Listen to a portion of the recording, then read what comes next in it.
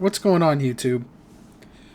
So I promised I'd put out a video in about a week or two for my last one. So here's what we're going to cover today. So I'm a home health registered nurse. So my day starts the night prior to. We get our schedule from our scheduling department. And we get a list of patients. If we have an admission, that's 3 points.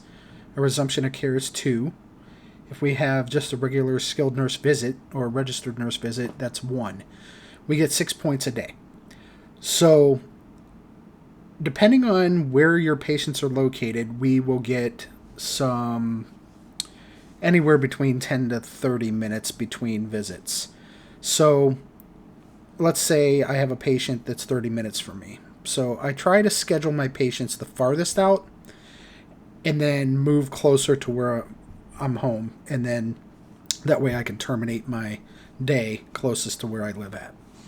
So we get the schedule, we look at the patients, and we schedule them. We look at the distance. Sometimes it doesn't work, sometimes it does. It could take as little as 5 minutes to schedule your patients, or sometimes it could take a little bit longer, depending on if the patient has doctor's visits, they have labs drawn that need to be taken to a hospital, or things to that nature. So we will sit there, and I try to tell a patient, the first one obviously I schedule at 8 o'clock in the morning, and I will tell them I'll be there at 8. And then the next one I say anywhere between 9 and 10, the next one between 10 and 11, 11 and 12, 12 and 1, 1 and 2. And that way it gives me an hour leeway to get between the patient and my next one. So that hour gives me a little bit of a break in case I run a little bit longer on one. Then most of the time it does occur to where I do make it there at that first. If I tell them that like 9 to 10, I'll get there at 9 o'clock. But there are times where you run into, like, if you have to drop labs off at a hospital, that kind of prolongs it a little bit. Some of the patients that we see and the types of stuff that we see are knee replacements, patients that had valve repairs, patients that have had coronary artery bypass grafts or open heart surgeries, that kind of stuff. Patients that have congestive heart failure, breathing problems, diabetes, diabetic ulcers and wounds. Some patients get sent home with an IV in their arm called a PICC line, peripherally inserted central catheter that stays in for a long period of time, and they get prolonged doses of antibiotics. Those kind of things. Patients that don't necessarily need to be in the hospital, but need to be followed for their care. And we do the assessment, we go in and we manage their wounds, we manage their PICC lines, teach them about their disease process, and get everything ready.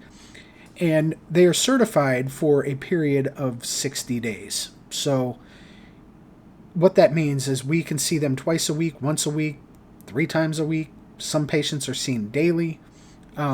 It really depends on what their needs are. We can get physical therapy on board, occupational therapy, speech. If they had a stroke, we can bring in speech, a support social worker if something happens to where they don't have the resources or the financial means necessary to help them out. They maybe a lack of caregivers or something that to that degree, and those guys can come in and go over options with them and get them the help that they need so that they can get better. At the end of that 60 days, if they still need care, we will do what they call a resumption of care. And what that means is we need to enter them into another recertification period, another 60-day period. And then we set up their frequency of how often we're going to go in the home and see them, that kind of thing.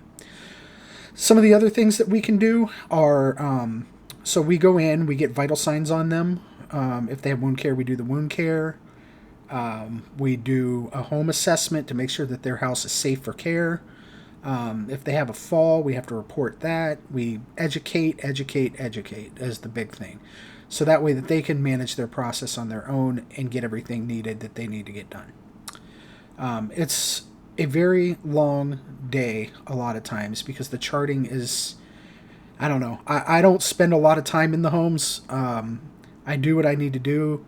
But some of the admissions take a long time because then you got to go over all kinds of stuff outside of the home and make sure that everything is done properly. And I'm very meticulous, so I will sit there and try to make sure that everything is done the way it's supposed to be done. Doctors are called, labs are entered, care is put in properly, that kind of thing. Then we send the charts off, we close them out, and we send the charts off. Then our supervisors review them. If there's any changes that need to be made, they send it back. We make the changes, and life goes on like that.